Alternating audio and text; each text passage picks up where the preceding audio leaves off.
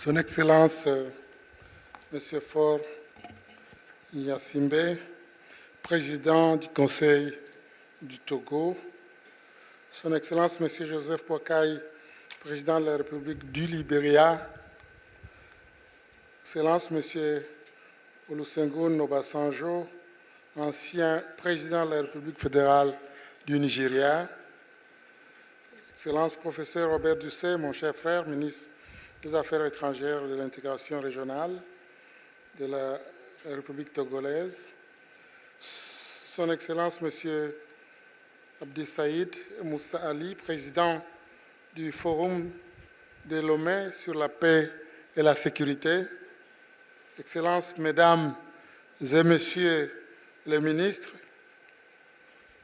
Excellences, Monsieur Léonard Simon, représentant spécial du secrétaire général des Nations Unies pour l'Afrique de l'Ouest, pour l'Afrique de l'Ouest, oui, l'UNOAS, Excellence, Monsieur Wang Sha, envoyé spécial du secrétaire général des Nations Unies pour la région des Grands Lacs, Excellence, Monsieur Wankele Mene, secrétaire général de la zone libre échange continental africaine, ZLECA, Excellence, membres du corps diplomatique ici présent et représentants des organisations internationales, Excellences, Mesdames et Messieurs, distingués invités, et tout protocole observé en vos rangs et qualités. Excellences, permettez-moi de commencer mon propos en vous transmettant les très chaleureuses salutations de Son Excellence João Manuel Gonçalves Lourenço, Président de la République d'Angola et Président en exercice de l'Union africaine, également désigné champion de l'Union africaine pour la paix et la réconciliation en Afrique. C'est pour moi un grand honneur de prendre la parole à cette deuxième édition du Forum de Lomé, dédiée à la paix, à la sécurité et à la stabilité de notre continent. Permettez-moi, au nom du gouvernement de la République d'Angola et en ma qualité de président du Conseil exécutif de l'Union africaine, d'exprimer ma profonde gratitude à Son Excellence Faure Zimna Gnassingbé, président du Conseil du Togo, ainsi qu'au gouvernement et au peuple du Togo pour leur accueil chaleureux et leur engagement indéfectible en faveur de la paix, de l'unité et du progrès en Afrique.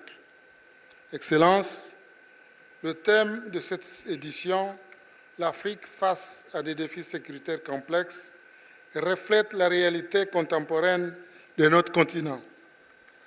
Nous évoluons dans un contexte mondial marqué par une recomposition rapide des équilibres géopolitiques, une compétition exacerbée entre les grandes puissances et une instrumentalisation des intérêts économiques et politiques qui influencent directement les dynamiques africaines.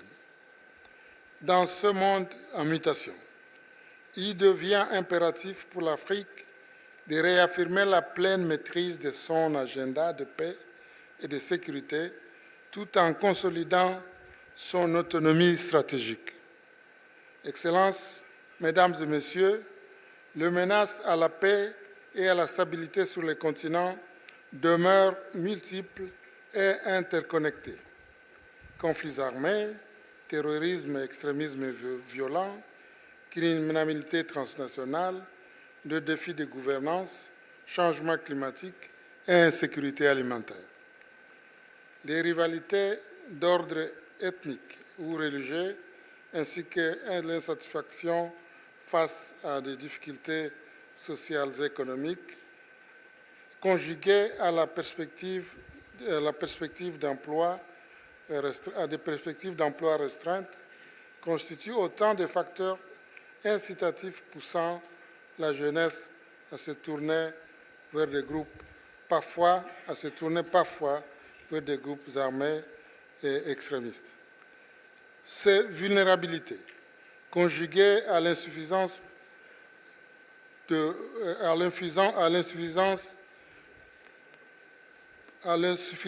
présence de l'administration étatique, dans certaines régions, facilite également l'exploitation illégale et la gestion inappropriée des ressources naturelles, perpétuant ainsi des cycles vicieux de pauvreté et d'instabilité dans certaines conditions. Face à ce contexte, nous réaffirmons la nécessité impérieuse de privilégier l'élaboration et la mise en œuvre de mécanismes robustes de prévention des conflits, tout en consolidant les instruments existants consacrés à la construction et au maintien de la paix, guidés par les principes de solidarité et de la non-indifférence. Cela doit viser à instaurer des conditions propices et à garantir un suivi rigoureux, assurant ainsi des solutions durables en faveur de la paix et de la stabilité sur notre continent. Ce défi exige des réponses intégrées, africaines et concertées, ancrées dans les principes de solidarité et de responsabilité collective. La région des Grands Lacs illustre de manière exemplaire ces défis, mais également les opportunités qu'offre la coopération régionale, riche en ressources naturelles et humaines. Elle demeure cruciale pour la stabilité du continent. Et ce cadre se retrouve un peu partout. C'est pourquoi l'Angola s'engage résolument à promouvoir le dialogue politique, la réconciliation et la coopération transfrontalière, tout en soutenant les efforts régionaux de stabilisation, de développement et d'intégration. Excellence, la paix durable passe nécessairement par le développement économique et social. Aucune stratégie sécuritaire ne peut prospérer si nos populations persistent à vivre dans la pauvreté ou la précarité à certains égards. La transformation du secteur agricole africain constitue à cet égard un levier fondamental et stratégique. La situation actuelle dans le domaine de l'agriculture en Afrique représente en effet un véritable paradoxe, car l'Afrique, détenant plus de 60% des terres arables mondiales, dispose de conditions naturelles propices, de bassins hydriques et d'une abondance d'eau, doit impérativement développer son système agricole pour parvenir à nourrir ses populations, garantir la sécurité alimentaire, promouvoir le développement des zones rurales, créer des emplois pour les jeunes et les femmes et atteindre l'autosuffisance alimentaire. Souvenons-nous, qui contrôle le ventre finira par contrôler le cerveau. Réduire nos importations alimentaires permettra donc de réorienter les ressources vers le projet d'infrastructure, d'industrialisation et de transformation locale des matières premières, l'engagement ainsi que des emplois et stimulant ainsi la croissance nationale. C'est donc une question stratégique de premier rang. L'Afrique doit aspirer à devenir un exportateur net de produits transformés et non plus un simple fournisseur de matières premières. La révolution de la transformation de nos matières premières est un impératif qui s'impose à notre continent.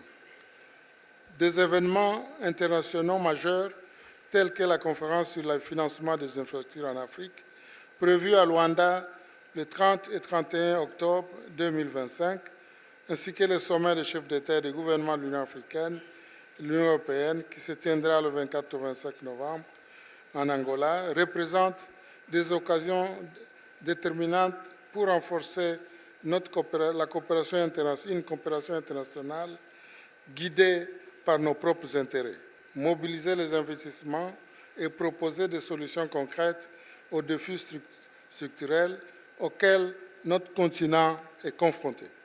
Mesdames et Messieurs, ces vulnérabilités conjuguées à la faible présence de l'administration étatique dans certaines situations facilitent l'exploitation illicite des ressources telles que nous l'avons déjà indiqué.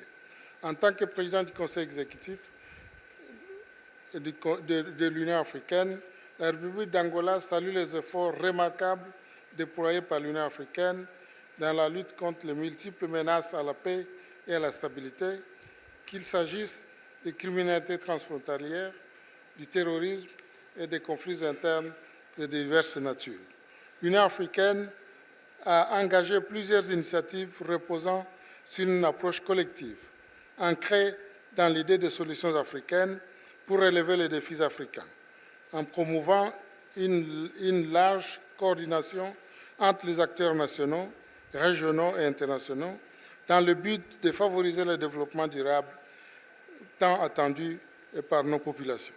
Dans cette optique, je tiens à souligner le rôle fondamental exercé par le Conseil de paix et de sécurité de notre organisation à travers l'architecture de paix et de sécurité en faveur de la résolution des situations de conflit sur le continent et de la mise en place de stratégies holistiques et intersectorielles. Celles-ci intègrent la prévention des conflits et la réponse aux crises et la consolidation de la paix, tout en favorisant la collaboration plus étroite parmi les divers acteurs engagés. Les causes profondes des conflits africains, inégalités et autres, marginalisation et certaines difficultés de gouvernance, insécurité alimentaire et autres que j'ai déjà citées, nous devons donc renforcer les institutions et promouvoir la bonne gouvernance, la transparence de la justice sociale, tout en investissant massivement, surtout dans l'éducation et la formation et de l'entrepreneuriat des jeunes. Les jeunes d'Afrique, qui constituent plus de la moitié de notre population, doivent être perçus comme des acteurs stratégiques de la paix durable et non comme des spectateurs passifs. Mesdames et messieurs, de même, la pleine implication des femmes dans la gouvernance, la médiation et le processus de paix est une condition sine qua non pour assurer la stabilité et favoriser le développement. Nous avons la responsabilité collective de changer le paysage actuel, tout en trouvant des solutions aux foyers des conflits d'aujourd'hui.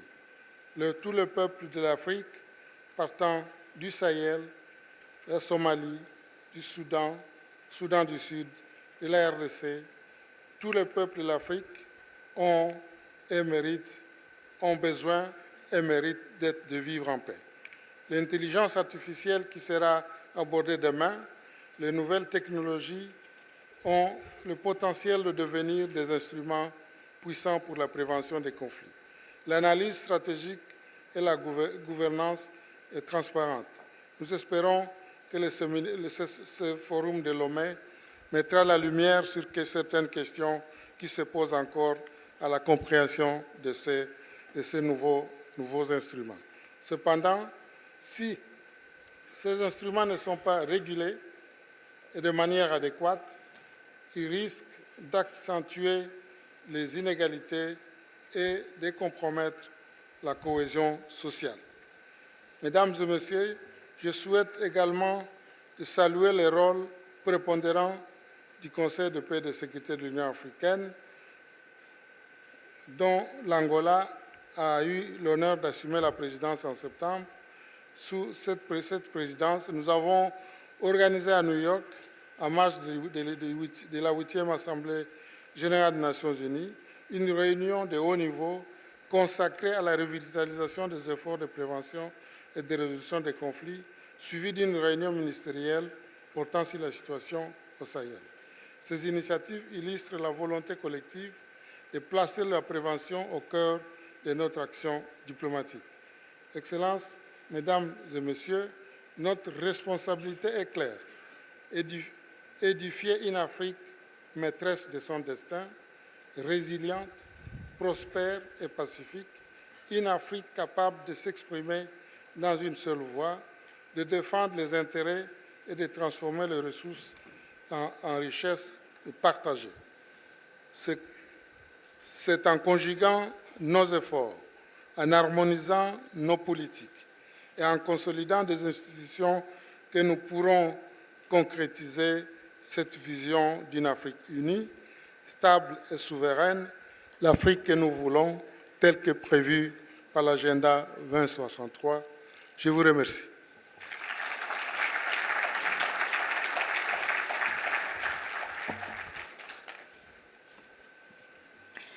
Soyons des acteurs et non des spectateurs. Merci, Excellence, pour ce rappel.